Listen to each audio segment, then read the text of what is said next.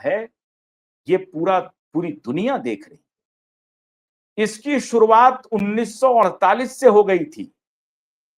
जब जिन्ना की मृत्यु हुई, आप हैरान हो जाएंगे कि जिन्ना के बीमार शरीर को एयरपोर्ट पर जब उतारा गया तो 2 घंटे तक एक ऐसे एम्बुलेंस में रखा रहा, वो पड़े रहे जिस एम्बुलेंस में मधुमक्खी उनके शरीर पर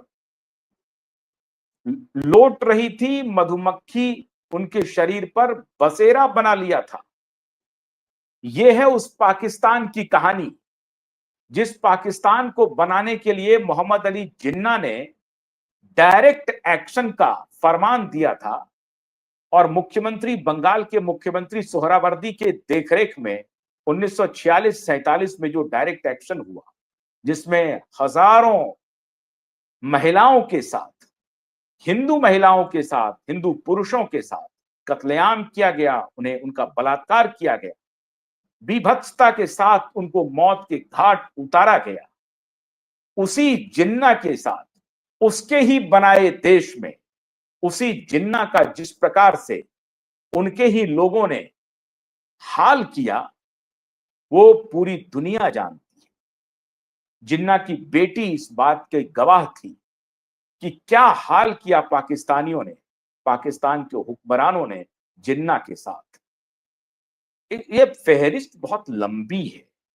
ये बेशर्म देश खुद को देश कहता है। मैंने बहुत पहले इसके ऊपर एक आर्टिकल लिखा था एक मैगजीन में कि पाकिस्तान जो कभी देश नहीं बन सका, एक राष्ट्र के रूप में पाकिस्तान अपनी छवि नहीं बना सका, अपनी पहचान नहीं बना सका, और जब से पाकिस्तान बना तब से ही पाकिस्तान तबाह होना शुरू हो गया।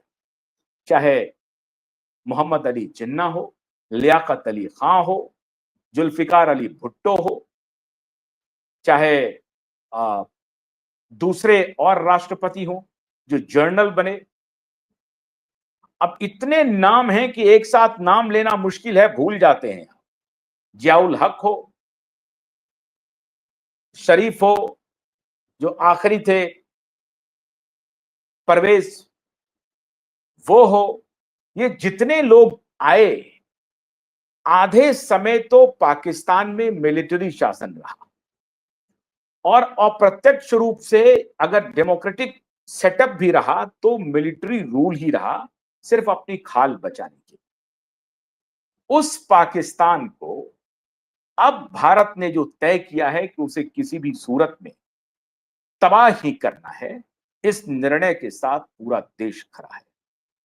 दिक्कत यह है कि कुछ लेफ्ट लिबरल इकोसिस्टम और भ्रष्ट पत्रकार ये सवाल उठा रहे हैं कि मोदी की आखिरी गलती होगी पाकिस्तान पर हमला। गलती होगी, आखिरी गलती होगी, मोदी की ये गलती है और ये आखिरी गलती है। आपके पहले जो शासन में माफ कीजिएगा, आपके पहले जो शासन में लोग थे वो तो गलती से परे थे, मोदी ही गलती करते जा रहे हैं और कहा जा रहा है कि ये मोदी की आखिरी गलती है। तो मैं उनसे यही आग्रह कर रहा हूं कि मोदी की आखिरी गलती गिनाने का वक्त नहीं है, अभी मोदी के साथ खड़े होने का वक्त है।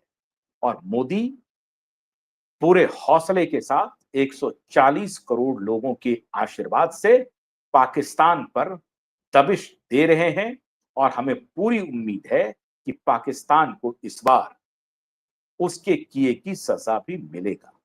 अभी तो जो डिटेल हमारी 2 महिला ऑफिसर ने दिया है कि 9 ऐसे टारगेट थे जिसको पूरी तरह से डिस्ट्रॉय कर दिया है। हालांकि उनका जो उनके तरफ से जो ऑफिशियल प्रेस कॉन्फ्रेंस है, जो मैं दिखाना नहीं चाहता क्योंकि कई बार आपको लगता है कि ये एआई की तरफ से भी हो सकता है, क्योंकि वो झूठों का देश है, वहां कुछ भी संभव है। तो वहां एक झूठ बोला जा रहा है कि महिलाओं की इसमें जान गई है, पुरुषों की जान गई है, बच्चों की जान गई है, 3 साल के बच्चे की जान गई है या बच्ची की जान गई है।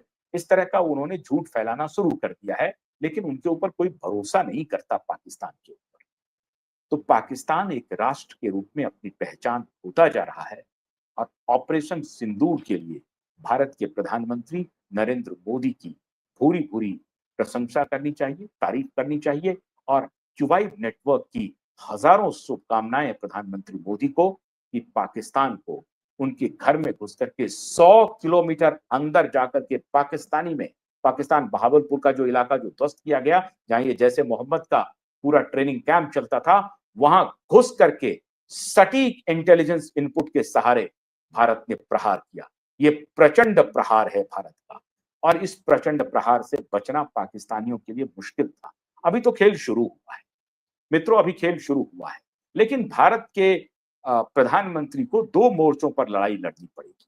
एक मोर्चा तो देश के बाहर सरहद पे और दूसरा देश के अंदर जो माफिया है, एक जो इकोसिस्टम काम कर रहा है, उनके खिलाफ भी आपको सशक्त कदम उठाने चाहिए और हमें उम्मीद है कि आप उठाएंगे भी। हाँ, लेकिन इसमें ये ना हो जाए कि जो अच्छी आवाजें हैं वो नहीं दबनी चाहिए, इसका आपको ध्यान रखना चाहिए। क्यूबाइड नेटवर्क की बहुत बहुत हार्दिक शुभकामनाएं इस बदला के लिए और मैं समझता हूं कि हमने जो 26 जानें गंवाई हैं उनका हिसाब अभी हुआ है और बाकी है। बहुत बहुत शुक्रिया। नमस्कार।